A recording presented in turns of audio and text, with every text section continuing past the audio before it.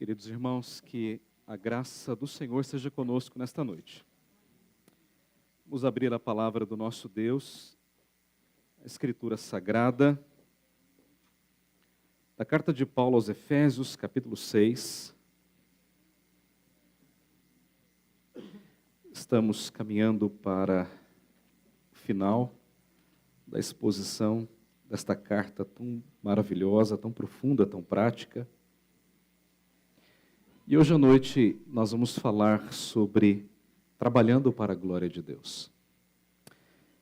E o texto está no capítulo 6, do verso 5 até o verso 9. Peço que você acompanhe atentamente a leitura da palavra do nosso Deus, que diz assim: Quanto a vós outros, servos, obedecei a vosso Senhor, segundo a carne, com temor e tremor, na sinceridade do vosso coração, como a Cristo, não servindo à vista como para agradar a homens, mas como servos de Cristo, fazendo de coração a vontade de Deus, servindo de boa vontade, como ao Senhor e não como a homens, certos de que cada um, se fizer alguma coisa boa, receberá isso outra vez do Senhor, quer seja servo, quer livre. E vós, senhores, de igual modo procedei para com eles, deixando as ameaças, sabendo que o Senhor, tanto deles como vosso, está nos céus, e que para com ele não há acepção de pessoas. Vamos orar mais uma vez e pedir que o Espírito nos ilumine. Nosso Deus e Pai, nós estamos diante da Tua santa presença. Presença sensível, presença real, presença gloriosa. E por isso, ó Deus, agora, Senhor, que abrimos a Tua palavra para dela falar, suplicamos-te, Senhor, abra também o nosso entendimento.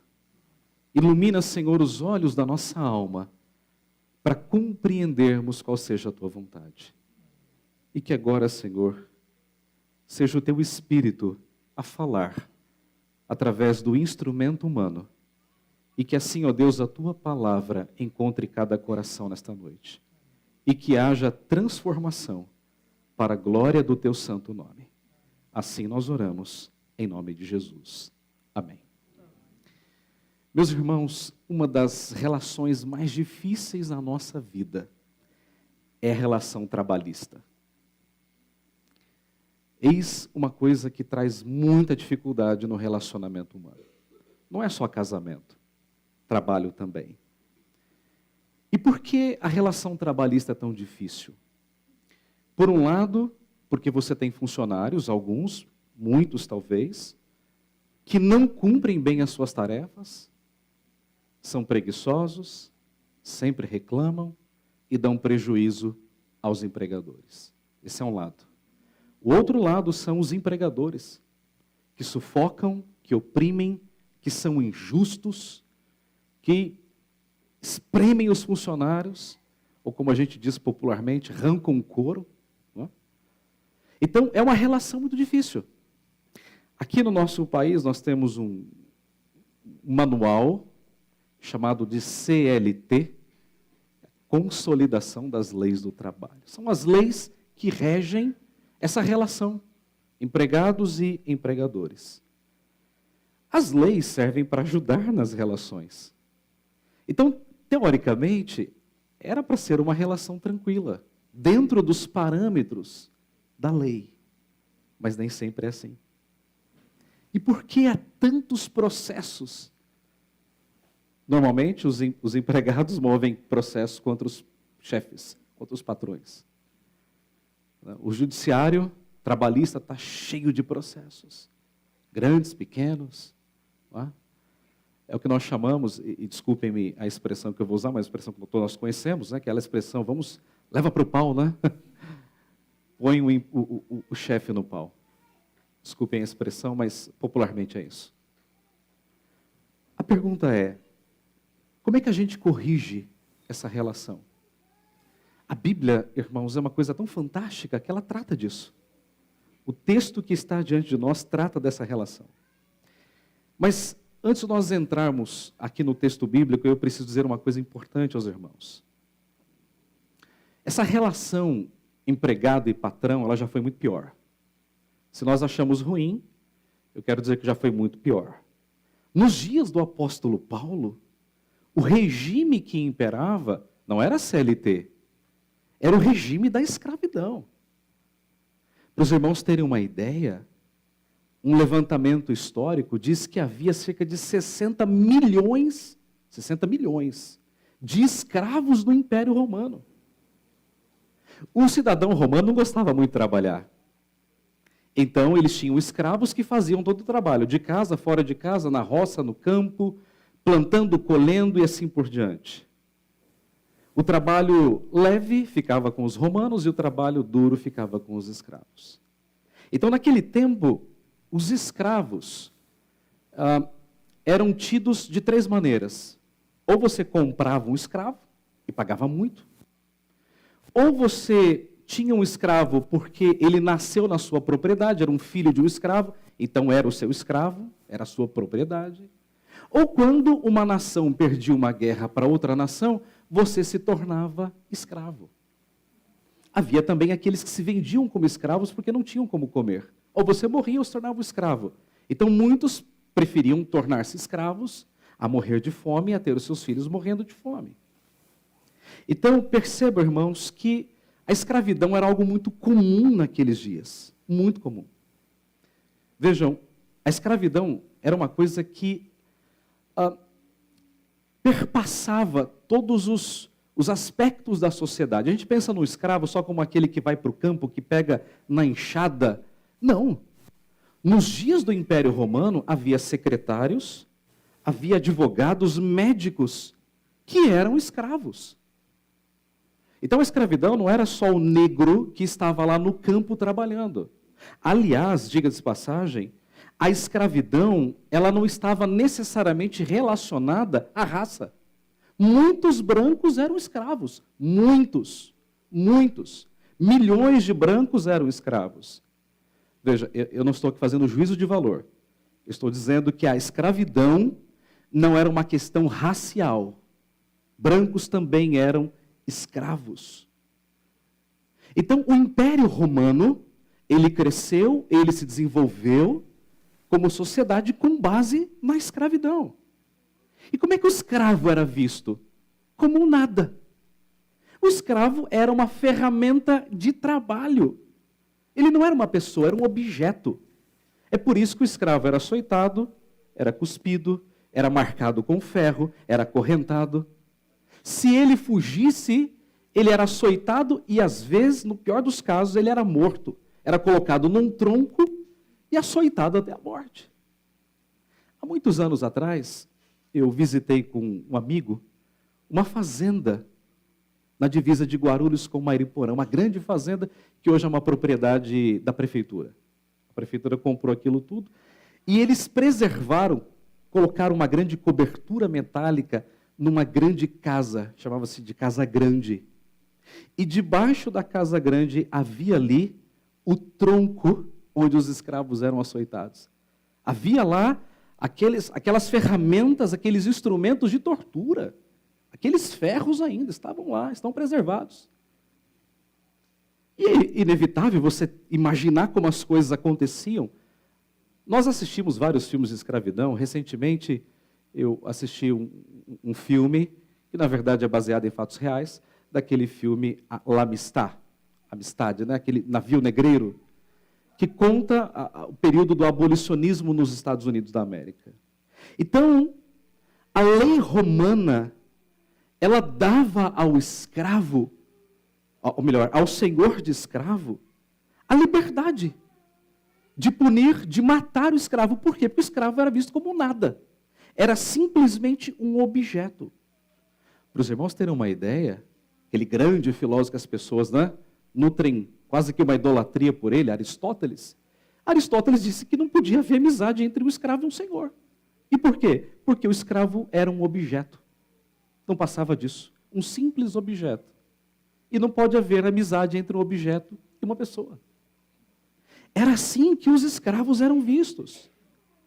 E para os irmãos terem ideia, essa realidade, ela não está distante de nós. O nosso Brasil viveu nesse período de escravidão até 13 de maio de 1888, quando a princesa regente, a princesa Isabel, assinou a Lei Áurea, a lei que dava liberdade aos escravos. Estamos falando um pouco mais de 100 anos. Quando a igreja presbiteriana chegou ao Brasil, Simonton, ainda era um período de escravidão. Simonton chega em 1859, a abolição se dá em 1888. Eu tive o privilégio, muitos anos atrás, de poder ter nas mãos o primeiro livro de atas da Igreja Presbiteriana de Brotas, que é a terceira igreja mais velha do Brasil, PB mais velha do Brasil. E aí eu abri na primeira página e aquela ata registrava a organização da igreja. Estavam ali Alexander Blackford, Ashbel Green Simonton e tantos outros vultos da igreja presbiteriana. E lá constava, olha que coisa interessante, recebemos neste ato, por pública profissão de fé, o senhor José Antônio, eu estou imaginando o nome aqui, não lembro mais, faz muito tempo, o senhor José Antônio, escravo do senhor Benedito. E assim, uma lista de escravos. Você consegue imaginar?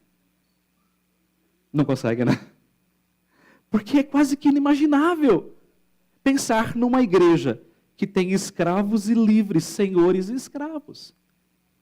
Então eu quero que você perceba que quando Paulo escreve esse texto, Paulo escreve justamente nesse contexto. A igreja de Éfeso era uma igreja composta de escravos cristãos e senhores de escravos cristãos. E a pergunta agora é, com o evangelho em Cristo, como é que a gente lida com isso? Como é que nós devemos nos tratar? Porque agora nós somos irmãos. Como é que nós devemos, então, viver em conjunto? E é interessante porque Paulo trata dessa questão da escravidão, não é só aqui. Paulo trata disso em Colossenses, em 1 Timóteo, em Tito e em Filemão. Aliás, Filemão é uma carta escrita só para tratar desse assunto, que é a relação de Filemão, que era um senhor de escravos, e Onésimo, que era um escravo fugitivo, que encontra o apóstolo Paulo em Roma, se converte, e Paulo fala, agora volta para o seu senhor, e leva essa carta aqui que ele vai te aceitar. Percebeu? Temos um livro que trata da relação de escravidão. Bom, mas a pergunta é, como é que o apóstolo Paulo, ele enxerga a escravidão? Como é que ele vê esse regime escravagista? Bom, Paulo vê como fruto do pecado. A escravidão nunca foi normal. Desde que o homem pecou, as coisas viraram de ponta cabeça. Deus criou o homem para ser livre, a sua imagem. Deus criou o homem para se relacionar com ele, com a cultura e com as pessoas. Mas agora esse homem, ele entende que ele pode ser senhor sobre outro. Então daí nasceu a escravidão. Agora, alguns poderiam perguntar, mas por que Paulo então não escreveu logo uma carta, um versículo dizendo assim, gente, vamos ser todos abolicionistas, né? Libertem-se. Porque não era tão simples assim. Eu quero que você entenda bem o que eu vou dizer agora. Se Paulo ordenasse aos convertidos escravos, dizendo assim, olha, fujam dos seus senhores. Você se converteu? Fuja do seu senhor. Sabe o que Paulo estaria fazendo? Colocando uma corda no pescoço dele ou uma espada na barriga dele. Por quê? Porque fugir significava morte. Fugir era o mesmo que morte. Sabe o que Paulo poderia causar no império? Um banho de sangue. Imagine se uma carta dessa, onde Paulo escrevesse assim, olha, se você se converteu, não perca a oportunidade, fuja do seu senhor. Imagine se uma carta dessa cai na mão de um imperador romano. O que ele faria? Mandaria matar o escravo, mandaria matar os cristãos, todos morreriam. Então não era simples para Paulo dizer assim, não gente, está tudo certo, o evangelho nos liberta e vamos tocar a vida. Não era simples assim. Então a pergunta é, como é que Paulo lida com a questão da escravidão no seu tempo, à luz do evangelho? Paulo então prefere lidar com a escravidão de um outro modo. O que Paulo faz? Paulo traz o evangelho nessa relação agora entre escravos e senhores. O evangelho, então, é a resposta de Paulo ao escravo convertido e ao Senhor convertido. O evangelho, irmãos, ele foi muito mais libertador do que uma simples carta de abolição. O evangelho sempre é libertador. Sempre. O que é que liberta alguém? O que é que liberta alguém das drogas, de um mundo terrível? O que é que liberta? É a música? Não. São os esportes? Não. É a cultura? Não. O que é que liberta uma pessoa? O evangelho. O evangelho é libertador.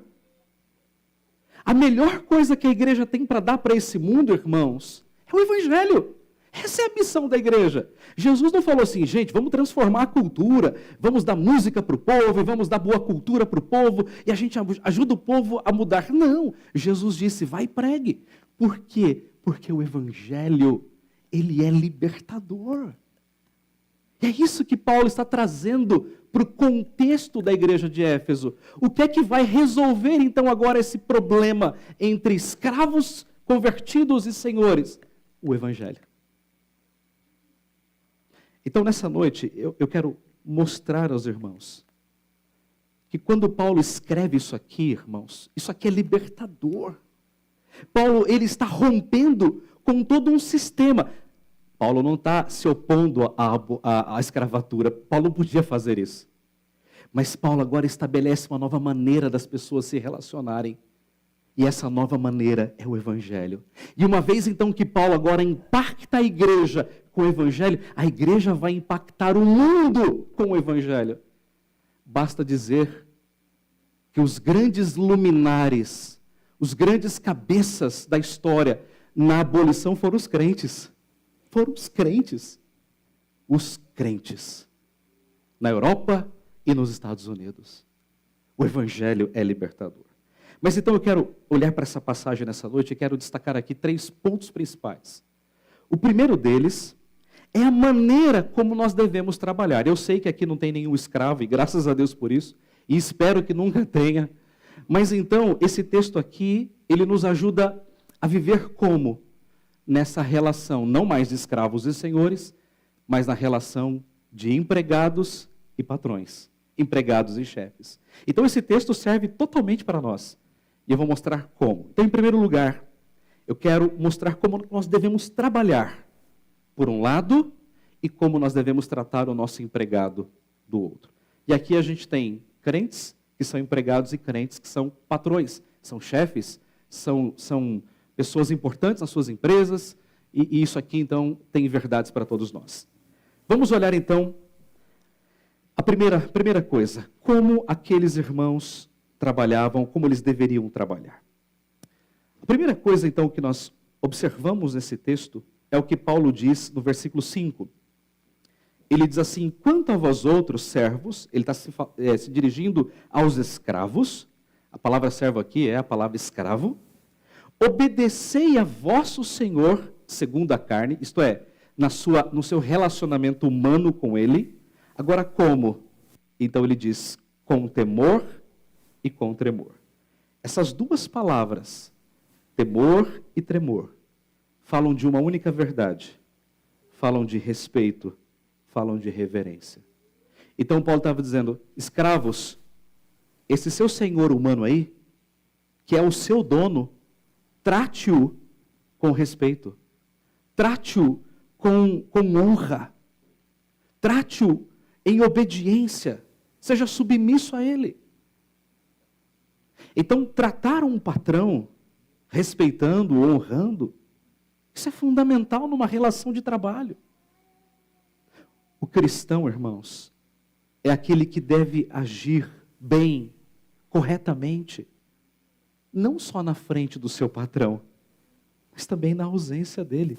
Não é isso que Paulo diz? Olha o versículo 6. Não servindo à vista, quer dizer, quando o patrão está perto, como para agradar a homens, mas como servos do Senhor. É assim. O cristão é aquele que não vai denegrir a imagem do seu patrão, do seu chefe, em nenhum momento. Nem no refeitório, nem na carona do carro, nem no corredor da empresa.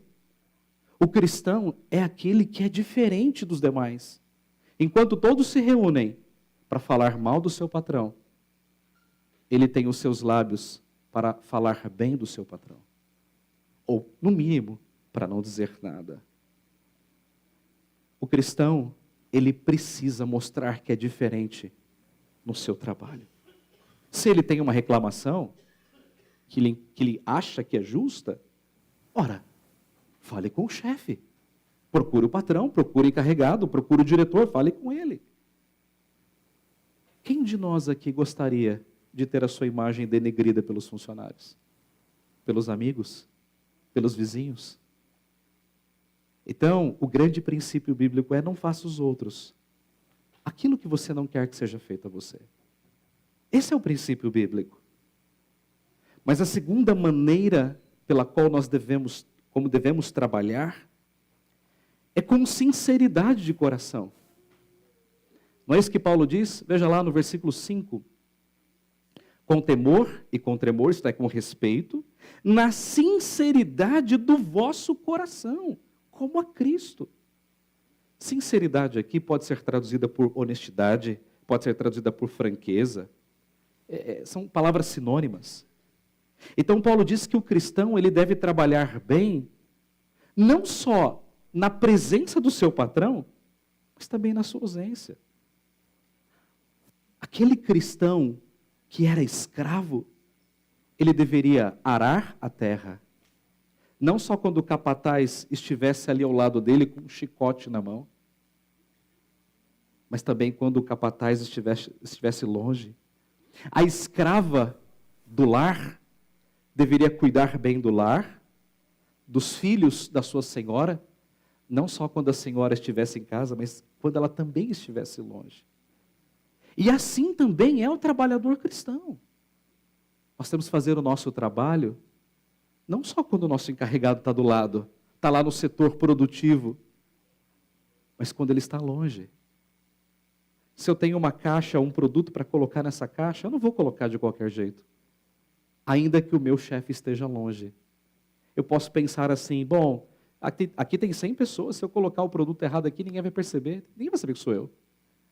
Não, Paulo diz não. Obedeça não só na presença, mas também na ausência. Sabe por quê? Por causa da sua consciência cristã. E a terceira maneira pela qual nós devemos trabalhar é com boa vontade. Não é isso que Paulo diz? Veja lá no versículo 6.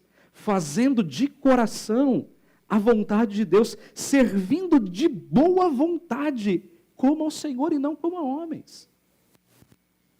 Então perceba, o que Paulo espera do cristão é que ele seja alguém respeitoso, que ele seja alguém sincero, mas que ele também faça o seu trabalho de boa vontade.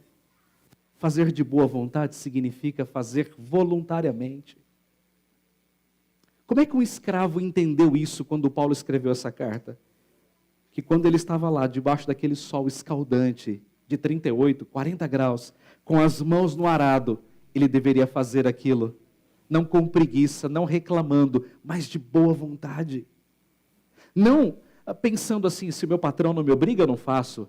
Só faço se ele me obriga. Não, mas de boa vontade. E qual é o ponto de Paulo? É que um cristão hoje, ele precisa entender que ele deve cumprir as suas obrigações, as suas funções. Não com base na ameaça do seu patrão. Olha, se você não fizer, eu te demito, desconto do seu salário, te dou uma justa causa. Não. O cristão, ele tem que fazer o seu trabalho e tem que fazer com alegria e com vontade. Irmãos, é verdade que muitas vezes nós não amamos aquilo que nós fazemos. Não somos apaixonados pelo nosso trabalho, isso é verdade. Mas ainda assim nós devemos fazer com boa vontade, voluntariamente. Então percebam que respeito, que sinceridade de coração e boa vontade devem ser o lema de um cristão trabalhador, de um cristão sério. Um patrão não precisa de muitos motivos para dispensar alguém. Basta que a empresa vá um pouquinho mal, E ele vai lá, ele dispensa, ele não tem que dar motivo nenhum, e fala, é corte de gasto e ponto, acabou. Ok, isso é compreensível. Agora, nenhum cristão deveria ser dispensado, ser demitido, porque é um cristão que não respeita o seu chefe, um cristão que é desonesto, aliás, isso é meio contraditório, e que é um preguiçoso. Não. O cristão pode ser demitido, mas ele tem que sair da sua empresa de cabeça erguida. Eu cumpri o meu trabalho. Eu honrei aquilo que eu recebi. Eu honrei a Cristo neste lugar. Saia de cabeça erguida. Agora, de outro lado, como é que Paulo olha para os senhores, para os empregadores? Note que Paulo diz que os senhores, eles devem proceder de igual modo. Não é isso que ele diz no verso 9? E vós, senhores, então agora Paulo voltou-se para eles, de igual modo procedei para com eles. É como se Paulo estivesse dizendo assim, olha, se você espera sinceridade, então seja sincero. Se você que é patrão espera respeito, então dê o respeito. Se você espera que o seu serviço seja de boa vontade, então demonstre boa vontade. Pare de agir com ameaças. Ou seja, não tem que ser mais na base do chicote, na base do açoite, não. Mas tem que ser um relacionamento com base na cordialidade. Perceba que é uma via de mão dupla. Se por um lado o empregado tem que ser respeitoso, sincero, honesto e de boa vontade, do outro lado o empregador também. Respeitoso, sincero, de boa vontade, cordial e amoroso. Essa verdade, irmãos, ela se aplica muito bem ao nosso contexto. Se você espera sinceridade, seja sincero. Se você espera respeito do seu patrão, então dê o respeito. Ou se você espera o respeito dos seus empregados, seja respeitoso. Se você espera que os seus funcionários trabalhem com satisfação, o que é que você tem que fazer? Encoraje-os, dê um salário justo, dê incentivo para eles. Agora, não adianta você fazer ameaças. Eu desconto, vou mandar embora. Isso não resolve. É claro, há situações que você precisa ter uma conversa mais elevada, mas cotidianamente, vivendo com base em ameaças, não, irmãos. Não é isso que Paulo nos ensina. Então, em primeiro lugar, é assim que nós devemos nos portar, como empregados e como empregadores. Agora, a segunda coisa é a motivação. Com que motivo nós devemos trabalhar? Com que motivos os empregadores devem tratar bem os seus empregados? Olhem para o texto bíblico. Olha que coisa fantástica o que Paulo diz. Novamente, a partir do verso 5, eu quero destacar coisas pontuais. Quanto a vós outros, servos, obedecei ao vosso Senhor segundo a carne, com temor e tremor, já vimos isso, na sinceridade do vosso coração, já vimos isso. Agora veja, como a Cristo, não servindo à vista como para agradar homens, mas como servos de Cristo, fazendo de coração a vontade de Deus, servindo de boa vontade como ao Senhor e não como a homens. Certo de que cada um, se fizer alguma coisa boa, receberá isso outra vez do Senhor, quer seja servo, quer seja livre. Meus irmãos, como é que um escravo trabalhava nos dias de Paulo, o escravo não crente? Obrigado. Na base do chicote, da pancada. Ou trabalhava ou morria. Como é que os senhores lidavam com o escravo? Dizia assim, trabalha agora ou você morre. É assim. Agora, a mesma verdade valia para os senhores não crentes. Eles obrigavam. De um lado, o escravo era ameaçado, e do outro, o senhor com um chicote nas mãos. Ou trabalha, ou morre. E o que é que o apóstolo Paulo faz? Ele diz, não. Uma vez que você se converteu, e uma vez que você se converteu, escravos e senhores, não é assim agora. Existe uma nova relação, uma nova perspectiva nessa relação entre escravos e senhores. É como se Paulo dissesse assim, olha, vejam a relação de vocês com os olhos, com os óculos das Escrituras. Paulo dá a eles uma nova visão de reino. Mas alguém poderia perguntar assim, ok, o que é que eu ganho então?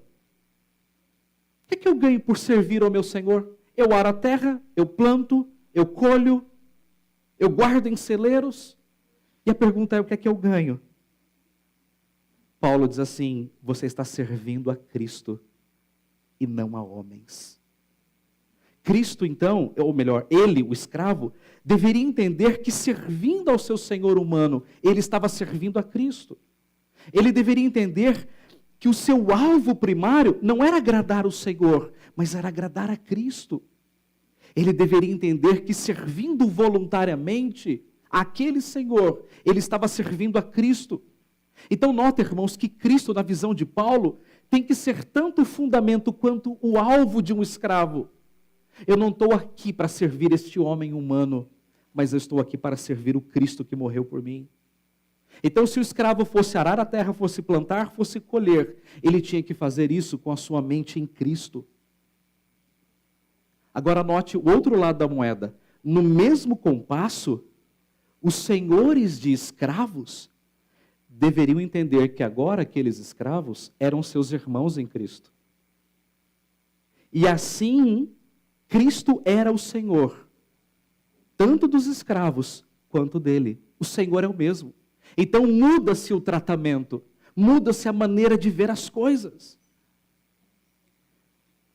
Onde é que Paulo quer nos levar com isso? Paulo quer nos mostrar que nós devemos cumprir as nossas funções, tendo Cristo como a nossa motivação. Se você é advogado, faça o melhor processo possível para a glória de Cristo.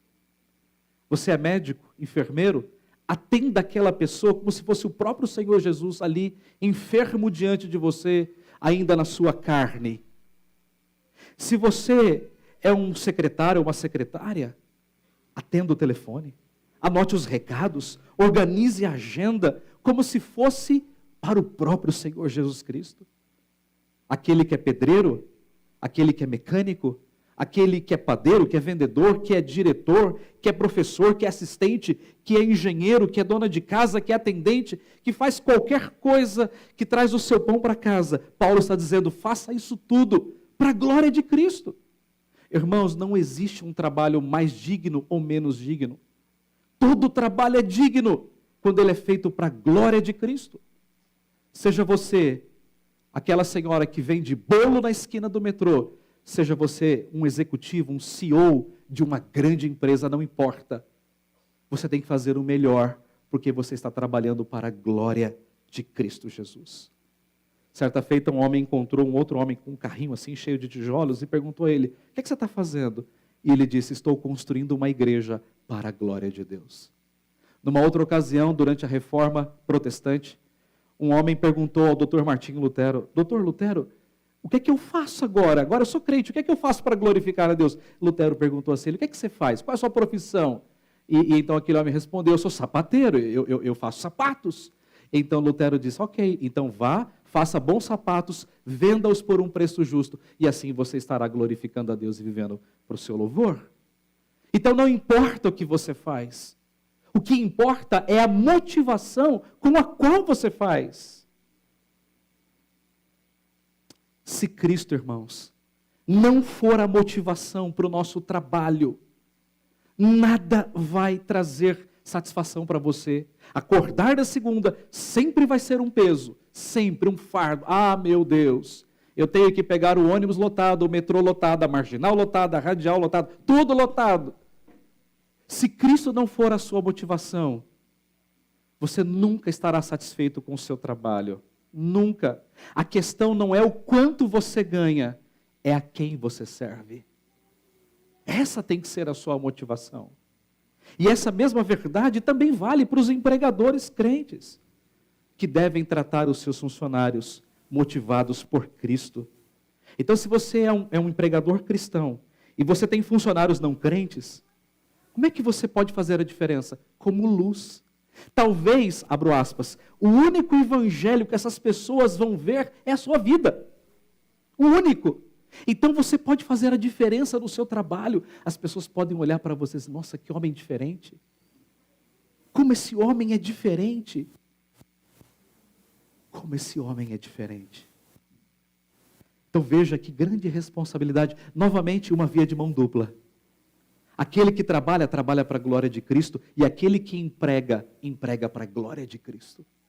Isso tem que mudar a nossa perspectiva. Isso tem que mudar a nossa maneira de ver as coisas, irmãos. Ou nós pensamos em Cristo, ou nós vamos viver como eternos preguiçosos e insatisfeitos. Essa é a verdade. E quem trabalha assim, irmãos, não vai para frente, não progride na vida. Essa é a verdade. Em último lugar, a terceira lição é a recompensa. Tanto para aquele que trabalha para a glória de Cristo, quanto aquele que emprega para a glória de Cristo. Veja o que aqui Paulo diz. Versículo 8. Certos de que cada um, se fizer alguma coisa boa, receberá isso outra vez do Senhor, quer seja servo, quer seja livre. Então isso aqui é a recompensa dos escravos. E a recompensa do Senhor, verso 9, Paulo diz assim: e a vós, senhores, de igual modo procedei para com eles, deixando as ameaças, sabendo que o Senhor, tanto deles como vosso, está no céu, e que para com ele não há acepção de pessoas. Vamos pensar um pouquinho. Tente se colocar por um segundo no lugar de um escravo. Você trabalha duro, você trabalha de sol a sol. E imagine aquele homem ali com aquela roupa suja e comendo aqueles restos de carne e aquela comida simples e dentro daquela senzala. E ele pensa assim, mas o que eu vou receber? O que eu vou ganhar com isso? O que eu ganho então por honrar ao meu Senhor? Paulo se adianta essa resposta.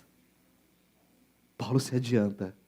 E é por isso que Paulo diz assim, olha, certos, versículo 8, olha só, certos de que cada um vai receber a sua recompensa. Essa expressão na língua grega é tão interessante que ela demonstra, ela revela uma convicção. É como se Paulo estivesse dizendo, olha, não é um talvez, mas o que eu estou dizendo é, tenha plena certeza de que se você fizer aquilo que é correto, Deus vai te dar a recompensa. É mais ou menos quando um filho insiste em fazer coisa errada e os pais dizem assim para ele, não faz isso. Você vai se dar mal. Isso não é uma possibilidade, é uma certeza, porque os pais têm experiência, sabem que aquilo vai dar errado. E Paulo está dizendo para eles, tenham a plena certeza de que vocês vão receber a recompensa de Cristo. E que recompensa era essa? O reconhecimento, certamente pelos seus serviços prestados. Alguns falam que talvez Paulo estivesse pensando num escravo recebendo uma roupa melhor, uma comida melhor, até mesmo um salário, quem sabe a própria alforria do seu senhor que é crente. Mas pense um pouco, ainda que essa recompensa humana não acontecesse, Paulo diz assim, vocês vão receber uma recompensa futura, que é a recompensa de Cristo. Aquela recompensa na glória. Meus irmãos, a Bíblia diz, e nós sabemos por experiência, Deus, Ele honra os seus filhos quando eles são fiéis. Seja na vida, seja na eternidade. Deus sempre honra os seus filhos. Isso é um fato. Isso é um fato. Certo dia, um homem me contou uma história muito interessante. Uma daquelas histórias que te prende. Ele era diretor, esse é um homem cristão, ele era diretor de uma grande empresa. E aí eles abriram uma vaga e ele tinha que fazer entrevistas. E ele foi ouvindo vários jovens, de repente entrou um jovem lá, gordinho, tal. Assim, muito vestido simplesmente, uma roupa muito simples. Aquele jovem meio tímido. E aí ele fez a entrevista. Mas não viu nada nele assim que, nossa, né, diferente dos outros. Aí ele falou, muito obrigado, qualquer coisa a gente volta a entrar em contato. E aquele jovem se levantou. E quando ele segurou na maçaneta da porta, aquele diretor crente falou assim, filho, qual é a sua religião? Aí ele disse assim, eu sou presbiteriano. Ele falou, opa, volta aqui, senta aqui, vamos continuar a conversa. E ele falou para aquele jovem, eu vou te dar um voto de confiança. Eu vou te dar um voto de confiança. E aquele jovem, ele foi se desenvolvendo na empresa, foi crescendo, foi galgando postos. Hoje, quem ele é? O diretor de uma grande empresa, o diretor nacional de uma grande empresa. Ele é o diretor desse que era o diretor. Hoje ele é o subordinado dele. E eles são muito amigos. Mas aí você pergunta, como é que um jovem chegou a essa posição?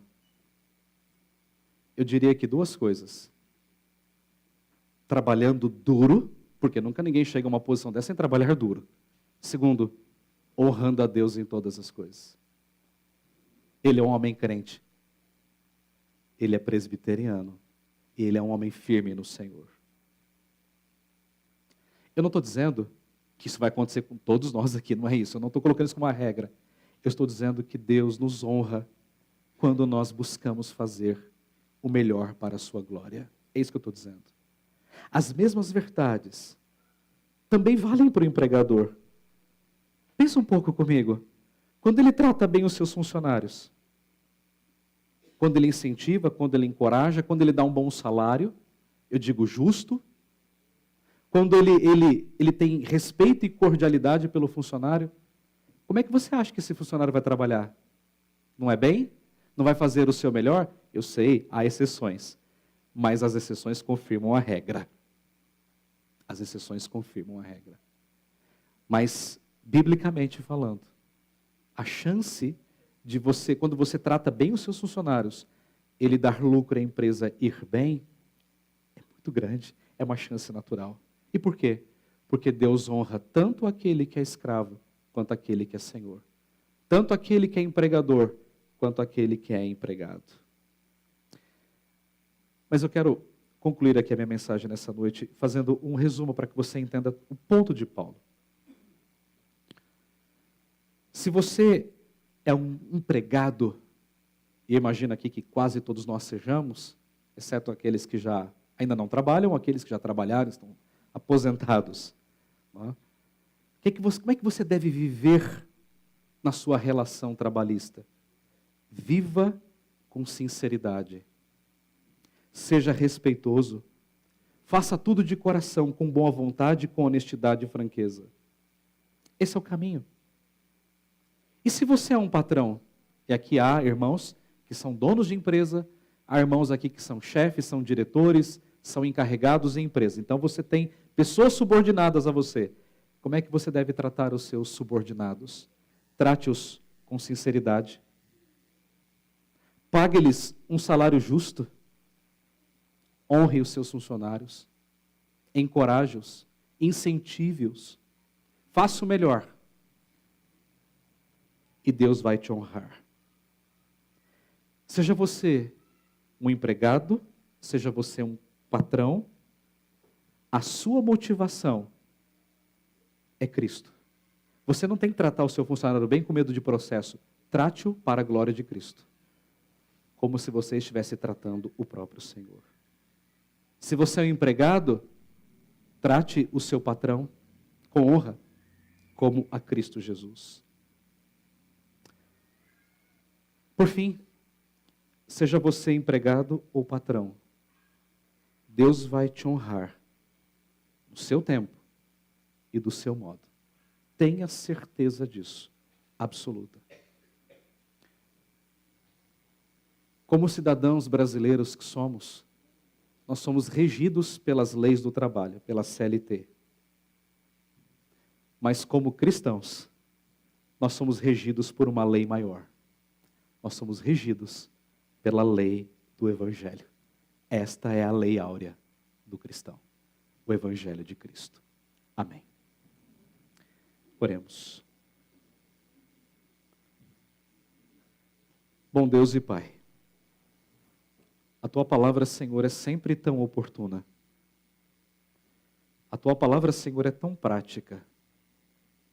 A Tua palavra, Senhor, é tão maravilhosa. Ela toca, Senhor, em pontos da nossa vida, pontos delicados da nossa convivência. E nós te agradecemos, Senhor Deus, porque essa passagem das Escrituras, ela trata da nossa relação trabalhista. Ela nos ensina, Senhor, como devemos trabalhar para a Tua glória. Ela nos ensina como os empregadores devem tratar os seus empregados para a Tua glória. Senhor Deus, como cidadãos desse mundo e como cidadãos da pátria celestial, nós te pedimos, ajuda-nos, Pai, em tudo te glorificar, a fazer a Tua vontade. Que o mundo nos veja como pessoas diferentes, não só na igreja, não só no nosso lar, mas também no nosso trabalho. Ajuda-nos, Pai, a ser cheios do Espírito quando nós estivermos trabalhando sozinhos, mesmo quando tivermos um empregador injusto, arrogante, intransigível. Ó Deus bendito, ajuda-nos a dar testemunho no nosso trabalho para os nossos amigos e colegas de trabalho, para que eles vejam em nós a luz de Cristo e glorifiquem o Teu nome, Senhor. Que nós sejamos crentes, Pai, crentes de verdade, em todos os lugares e também no nosso trabalho. Que o mundo veja em nós o Evangelho de Jesus Cristo, para o louvor e honra do Teu santo nome. Assim nós oramos em nome de Jesus. Amém. Vamos nos preparar para participarmos assim da mesa do Senhor, que é essa mesa de comunhão espiritual entre o povo de Deus.